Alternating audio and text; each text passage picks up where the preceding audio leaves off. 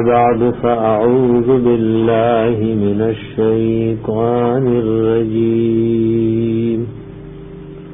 بسم الله الرحمن الرحيم وقلنا منغویلیو یا آدم اسکن اے آدم علیہ السلام اسیگا انتت وزوجک الجنت او بیبستا بجنت کی وکلا خوراک کوئی دوارا من حاد دی جنتنا رغدن فراخی سرآہے تو شیطما کم دے چی خوخشستاسو دوارو ولا تقربا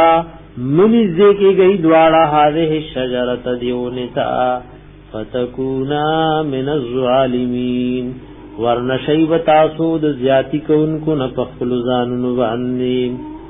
فازلهم الشیطان خیولو دی دوارو لشیطان عنها دی جنتنا یا عنها پسبب د خوڑو دا غمیوی د غونی فاخرجهما رئیستیو دا دوارا مما دا غزینا کانا فی چودا دوارا پاگئی کی وقلنا اهبتو ویلیو منگ کشی بعضکم لبعض عدون بعض استاسو د پار د بعضی دشمنان وی یعنی بنی آدم او شیطان یا بنی آدم په خپل منس کی ولکم تاسو د پار فی الارض پزمک کی مستقر زید سیدو دے یا مستقر اسیدلی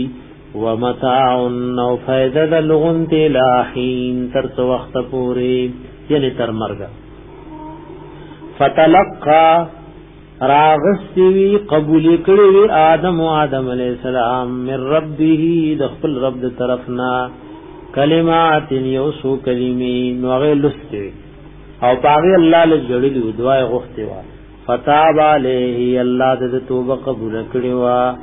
انه یقینا شاندار هو التواب الرحیم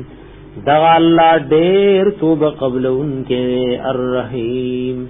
او ډیر رحم کوونکې دې په خپل بندګانو ډیر مهربان دی قل نهبتو تا تکرار د تاکید د پاره قل نهبتو ویلیو مونږ کوشي من هاد دې جنت نه جميعا ټول فإما ياتينكم کچر راشي تاسو ته مني زماد طرفنا هدن هدایت فمن تبع هدايا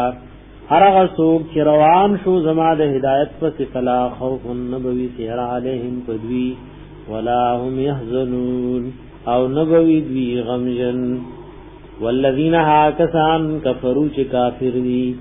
وکذبوا بیااتنا د دروغ نسبتونه کړی دي زموږ آیاتونو ته اولئک اصحاب النار دغه کسان اهل دور دي مستحق دور دي هم فیها خالدون بدای پدې کې همیشه